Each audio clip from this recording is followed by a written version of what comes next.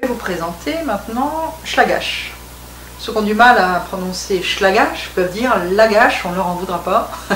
C'est un petit peu difficile, c'est du picard en fait, hein, Schlagach. Mais c'est très proche aussi de ce qu'on dit dans le nord. Et un agache en picard, c'est une pie. Voilà, ou le petit clin d'œil à Lagache, ce qui fait sourire beaucoup de gens, puisqu'il y a beaucoup de gens qui s'appellent Agache ou Lagache dans la moitié nord de la France.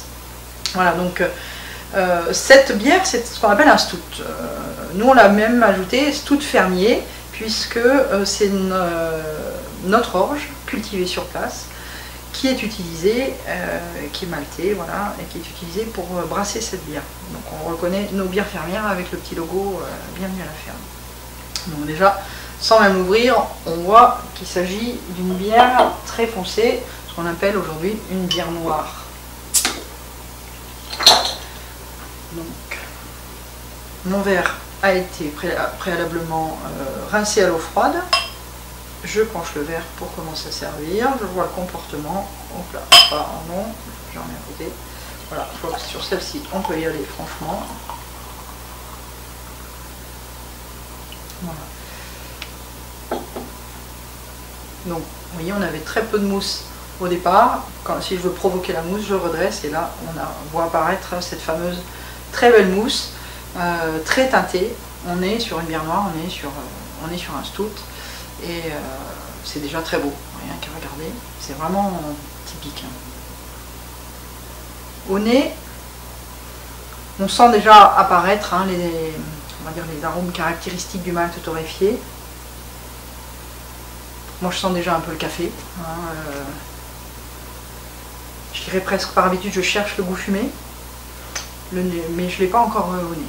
Après, je pense aussi ça dépend des jours, ça dépend du moment, etc. Ça dépend du verre, comme on l'a déjà dit. Voilà.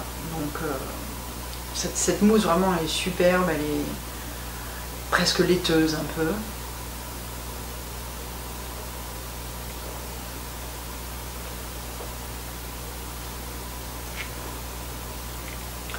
Donc là, je vais faire un petit commentaire un peu très subjectif, très personnel. Au départ, je ne suis pas quelqu'un de très fan de ce genre de bière, contrairement à François. François adore ces bières-là. On a mis assez longtemps à la faire, pensant qu'on toucherait très peu de monde, vraiment que quelques amateurs. Et on doutait un peu que vraiment on arrive à commercialiser cette bière. Grosse erreur. Enfin, on s'est rendu compte en tout cas que c'était une grosse erreur, puisque quand on l'a sorti donc au printemps, maintenant il y a peut-être 1 an et demi, donc au bout seulement de 4 ans de brassage, quasiment, on a sorti cette bière et finalement au bout de 3 semaines on était en rupture de stock. Il y a énormément d'amateurs de ce genre de bière, plutôt connaisseurs, voilà. Et je ne voudrais pas citer une autre marque, mais ça fait tout de suite penser quand même à une bière très très connue. Celle-ci notre agache, je pense, plaît énormément, parce que c'est une bière qui n'est pas lourde. On a tous les arômes du malt torréfié, on a tout ce côté café, limite un peu chocolat au bout d'un moment. On a après le petit côté fumé qui arrive ensuite, et c'est très très très riche en goût.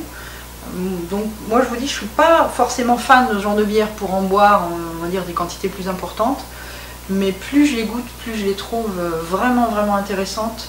Je dirais presque un travail gustatif, quoi. C'est vraiment un travail sur le goût, sur la recherche, voir ce que ça crée au niveau du palais, au niveau de la langue, ce que ça laisse en bouche comme impression.